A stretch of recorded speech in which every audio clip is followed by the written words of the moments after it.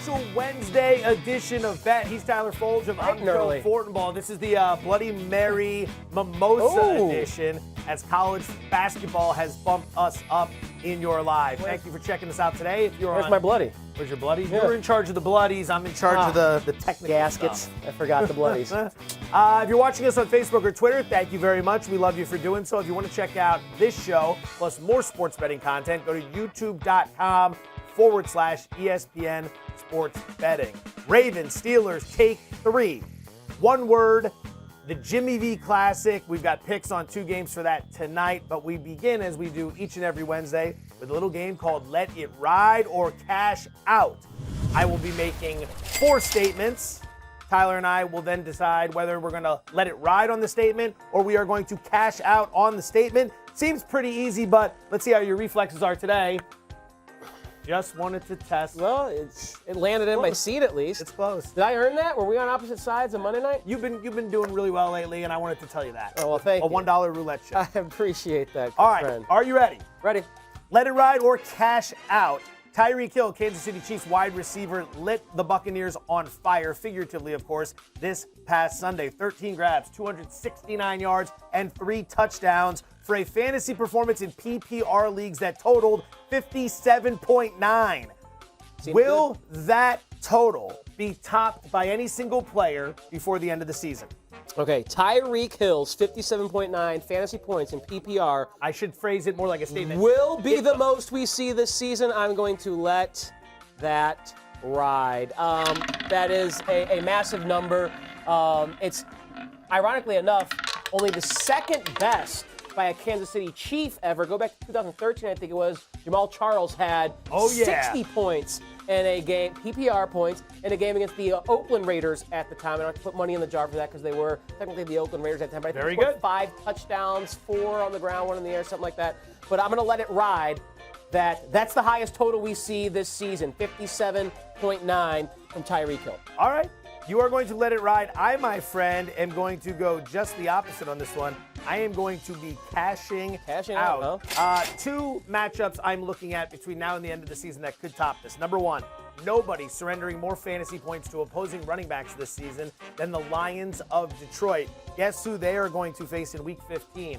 A little running back named Derrick Henry, who has rushed for 311 yards and 4 touchdowns over the last 2 weeks. I would keep that matchup in mind in addition to this one. Hill could smash his own mark. Tyreek Hill, Week 16 versus the Atlanta Falcons, who currently rank 31st in pass defense and are giving up the 4th most fantasy points to opposing wide receivers this season. So I would say those would be the 2 to watch. Derrick Henry in Week 15 against the Lions, and then Tyreek Hill again, Week 16 against Atlanta. I like it. I mean, those are the matchups you want to take advantage of. Oh, yeah. The Falcons can't stop anyone through the air, and it is December, which is when the big dog really eats. Oh, yeah. That matchup with the Lions. Let it ride or cash out number 2. Following their 45-26 dismantling of the Colts in Indianapolis on Sunday, the 8-3 Tennessee Titans are the biggest threat to Kansas City in the AFC. Oops, that one's on Look me. at that. Oh, Look I've at screwed that. everything up. I have screwed everything up. Let me get it He back. did it, not Let me, me get so it it's back funny. on track. Let me get it back on track there, Weimer. Don't have a cow up there. It's We're really, okay. for those who can't see, We're it's really okay. basic. It's like 2 buttons. I To screw it up really takes a lot of work. I slid something I wasn't supposed to slide. So I'm sorry I touched the red button, Weimer. But I'm going to cash out on that. As you can see, we got it back on track. The Titans are not the biggest threat. It would be the Pittsburgh Steelers because they have that defense that can match up with the Kansas City Chiefs, with Patrick Mahomes. When you can apply pressure. They're number 1. These are the metrics in which the Steelers are number 1 defensively in the entire NFL. Lay it on me. Total QBR allowed, sack rate, interception rate, points per game allowed. These are all pretty predictive measures. And again, you don't stop Patrick Mahomes and Andy Reid, Tyreek Hill. But if there's any offense that can, or any defense, that can keep them from reaching that astronomical ceiling, it would be the Pittsburgh Steelers. And they might get that game if they play them in the postseason at Heinz Field, where it's cold outside in Pittsburgh, and that could affect the efficiency of the Chiefs' offense. And then on the other side of the ball, the Chiefs have a good defense. They have a good defense. It's not like, top 5 elite. I think an okay defense. It's an above average defense. Above average? I think it's an above average defense, Right. especially because they get to play from ahead a lot. And they can kind of pin their ears back and get after the quarterback. But the Steelers have turned into one of the most efficient passing offenses in the NFL, one of the most efficient and prolific passing offenses in the NFL recently with Deontay Johnson, Chase Claypool, Juju Smith-Schuster, and Eric Ebron. So if they get their stable of running backs healthy and Marquise Pouncey gets healthy, we found out about the news about him not playing today's game, I think offensively they can score enough points that if their defense plays their A game against the Chiefs, they can limit them to 24, 26 points. And as long as they get to 27, 28, they can beat them. It's the Steelers that are the biggest threat. Okay, the 8-3 Titans, the biggest threat to Kansas City. I am with you, my friend. I will also be cashing out. The problem with Tennessee, and we saw this last year against Kansas City, is that they are built in a very specific way. They're going to run the football with Derrick Henry. They're going to get a lead, and then they're going to beat you into submission. That opens up the play-action passing game for Ryan Tannehill, which we saw on display in Indianapolis this past weekend. The problem for Tennessee is if they fall behind, Henry becomes less of a factor because you can't run the ball when you're running out of time late in the game, and that is the Achilles heel for the Tennessee Titans. The Patriots and the Ravens could not take advantage of that in the playoffs last year. The Chiefs were finally able to. I'm cashing out. It would be Pittsburgh. They're the team that's built to do it. They've got a very good defense, very fast defense, very opportunistic defense, and of course offensively, as you laid out, all the great weapons. Let it ride or cash out. Number 3, Tom Brady. You may have heard of him, has now thrown 7 interceptions over his last 4 games. Not good. 3 of which have come in losses. Now that gives the GOAT 11 interceptions on the season. The most he's ever thrown in a season is 14. Let it ride or cash out. Tom Brady will have the most interceptions this year that he's ever had in a season. Let it ride, baby. Not only is Brady older with less arm strength than he's ever had in his life, but Bruce Arians' offenses lead to interceptions for quarterbacks. That's just the nature, no risk it, no biscuit, as he likes to say. There you He's go. going to push the ball vertically, even though that's not necessarily Tom's cup of tea. These are the quarterbacks that Bruce Arians has coached most notably in his career as either a head coach or being on the coaching staff. Jameis Winston, Carson Palmer, Ben Roethlisberger in Pittsburgh, and Peyton Manning in Indy. Each of those quarterbacks, with Arians on the staff, set a career high in interceptions. That's a great little nugget. Peyton Manning in 1998, when he was the QB coach, Arians was his QB coach as a rookie, 28 interceptions. In 2006, Ben Roethlisberger had a career high 23 interceptions. Arians wasn't his coordinator or coach. He was a wide receiver coach, but he was on that staff. So just the fact that he was there He was on that staff. And then all right, that's a little thin. Carson Palmer and Jameis Winston, he was his head coach and play caller in Arizona and Tampa Bay. And Carson Palmer, his first year in 2013, 22 interceptions, a career high. And then last year we saw Jameis throw 30 interceptions with Arians as his head coach / play caller. So yes, even though I stretched it a little bit there with Ben Roethlisberger, we saw it with Manning. We saw it with Winston. We saw it with Carson Palmer. Bruce Arians once had a layover in New York, and as a result, Sam Darnold is going to throw more interceptions than he's ever thrown this year. Let it ride or cash out on Tom Brady. I'm cashing out on this situation. Absolutely. Look at the schedule for Tom Brady the rest of the way. First and foremost, he's got a bye this week, so he and Bruce Arians can finally try to get on the same page. The Vikings, who are 14th in the National Football League in interceptions, the Falcons, who are 19th in the NFL in interceptions, and the Lions, who are tied for 23rd in the NFL in interceptions. They will play the Falcons twice over the remaining 4 weeks. Those are not good defenses. Those are not opportunistic defenses. You're coming off the bye. You're getting healthy. You're a little bit more rested. You're playing 4 games against teams that aren't very good defensively. Brady is not going to throw 4 interceptions, cashing out. Final one, the latest college football playoff rankings came out on Tuesday. Alabama number 1, Notre Dame number 2, Clemson number 3, and Ohio State number 4. Let it ride or cash out. Ohio State will be left out of the college football playoff. Cashing out. Cashing out? Money is really all you need to know here. As long as they get the requisite games played and they don't stumble, which I don't see in the Big Ten, they're going to be in. It's Ohio State. They're always in. I am with you on that one. I will be cashing out as well for all the same reasons. The committee had them 4 again yesterday for a reason. They're letting you know, hey, they didn't even play. A&M won, Florida won. You're not moving up. A&M was not impressive enough against a bad LSU team. Florida was kind of impressive against Kentucky, but the key for Florida will be beating Alabama in the SEC championship game. That might give them a shot. But by then, Ohio State can play a couple more games, get themselves into the Big Ten championship, beat a team like Northwestern, get another credible win, and they are in. All right. Nice little start there today. If it feels like you're Bill Murray in Groundhog Day, that's because you almost are Bill Murray in Groundhog Day without the charm, charisma, humor, or bank account. We are here to talk about the Ravens and the Steelers yet again. This game is finally expected to be played. Baltimore is a 10.5-point underdog with a total of 42.5. You and I have been talking about this seemingly for months. So I don't even want any more analysis on the COVID situation, on whether or not they're going to play it. Just give me some damn props. I just want some props. You want props? Props. I got props for you. You have a bunch? I don't want just one. A trio. Is it a trio? Can we handle a trio? Thank you. We can handle a trio. I'm staying away from Baltimore. And there's a graphic. I'm staying away from Baltimore, Brother Joe, because I just have no idea what to expect. Okay. With all of the issues they're dealing with, injuries, and of course COVID most notably, practice squad players being pulled up, RG3 at QB. I don't know what's going to happen there. I know how the Pittsburgh offense is focused, how it funnels, and how it works. They're throwing the ball 40-plus times a game over the last month. Ben Roethlisberger has really ticked up his attempts. So I think they're going to come out and try and step on the throat of Baltimore through the air since James Conner is out. And Benny Snell is capable, but I think they're going to have Roethlisberger and his trio of wide receivers, or his duo of wide receivers, depending on if Juju gets to play or not. Just do the damage to the air. Deontay Johnson is basically getting 10 targets every game. He doesn't leave with an injury. He's left a couple games with injury this year, but 6 of the 7 that he's finished without injury, over 10 targets. That's why I think he's going to get over 5.5 receptions. Chase Claypool, the big play threat. He's averaging 14 yards per catch, and now he's getting 10 targets per game over the last month. Hello, over 49.5 receiving yards as a 6'4", 238-pound mismatch that no one can cover really in the NFL. He's kind of like DK Metcalf light. Chase Claypool. And then Benny Snell.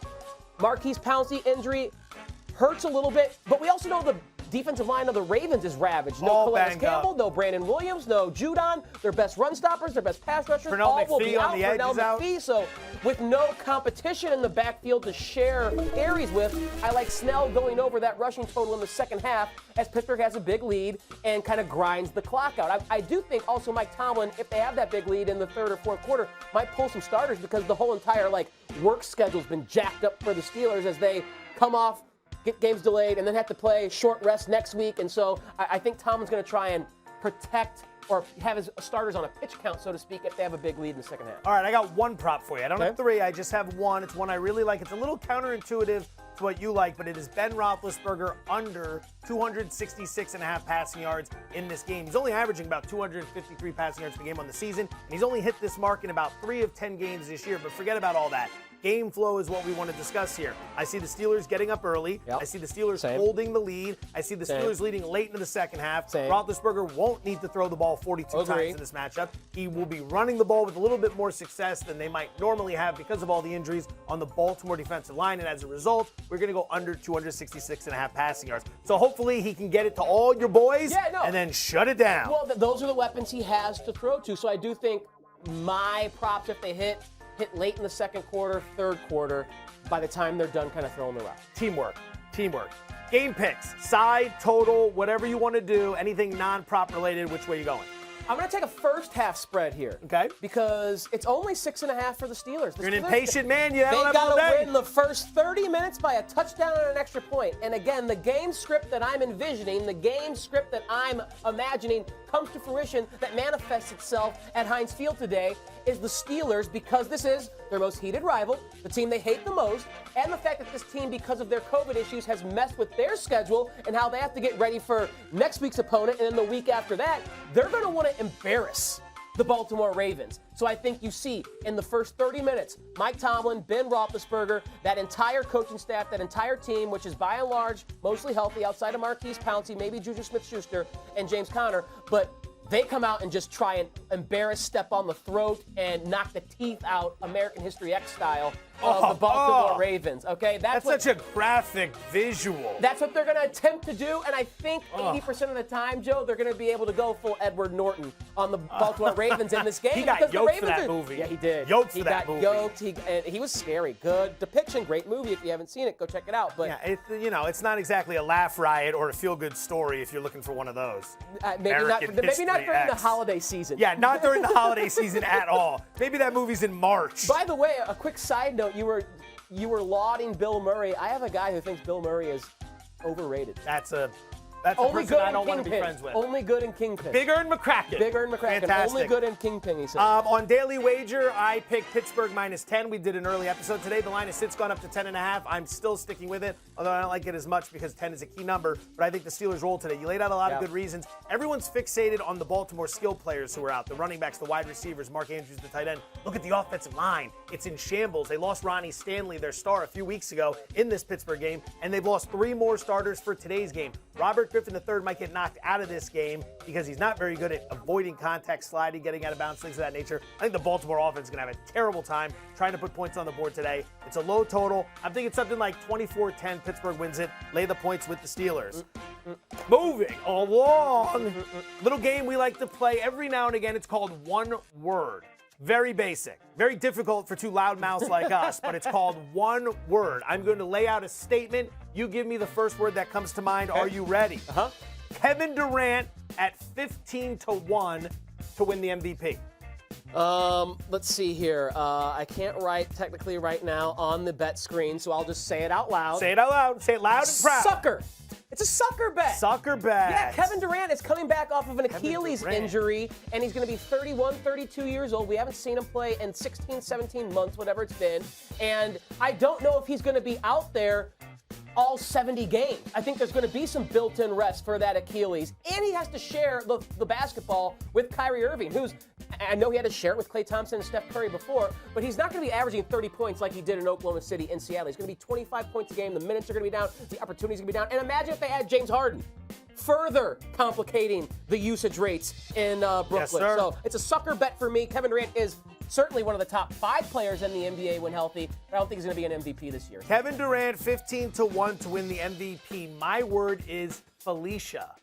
Like bye, Felicia? As in, bye, Felicia. Get out of here with this nonsense. You laid it right out. He's 32 years old. He's coming off a major injury. Also, the idea of signing James Harden, the MVP award does not go to super teams. Have you ever noticed that? Yeah, Giannis is not on a super team. Right. Russell Westbrook, James Harden, and the 2 years Steph Curry won it, that was before Durant got there. Correct. You do not give MVP awards to super teams. They are on the verge of it. The age factor, the major injury factor. Felicia, as in bye, Felicia. Get that out of here. He's not winning the MVP award. All right, number 2, you ready? Yeah.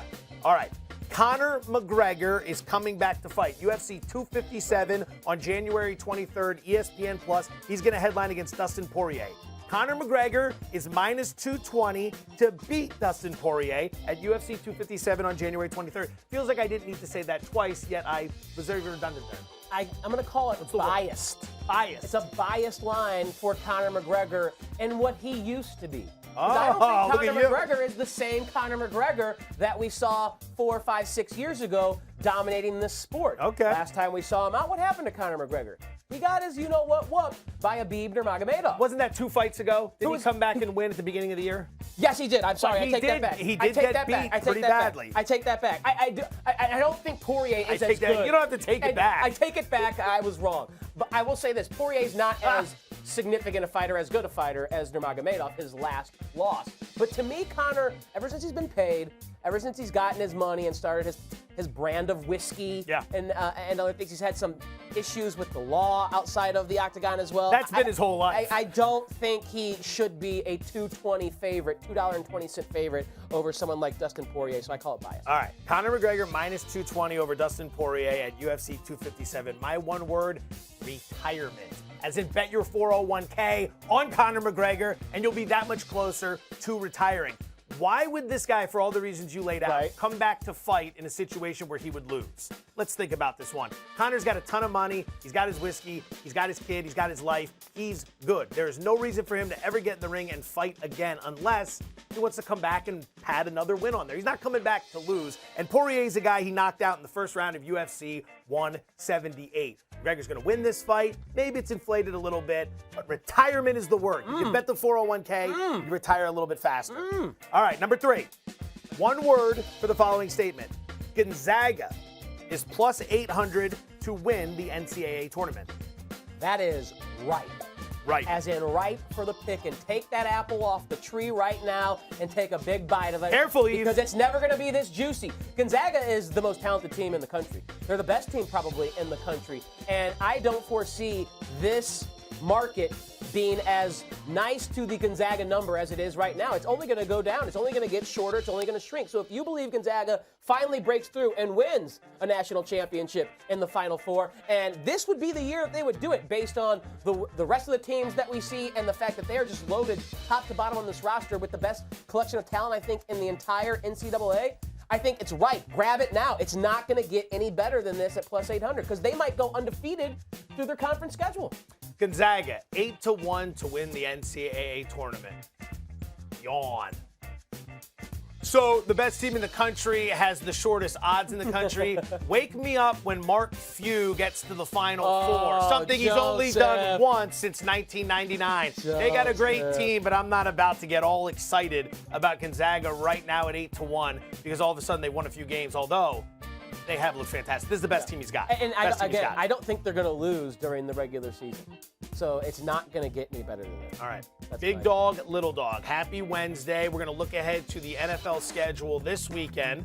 This is where my esteemed colleague, Mr. Foldrum, and myself give you one big dog and one little dog. Here's how it works. The big dog has to be an underdog of 3.5 or greater. The little dog has to be an underdog of 3 or fewer.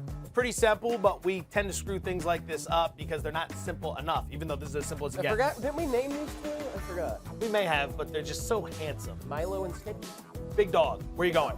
My Derrick Henry of the week is going to be the Jacksonville Jags.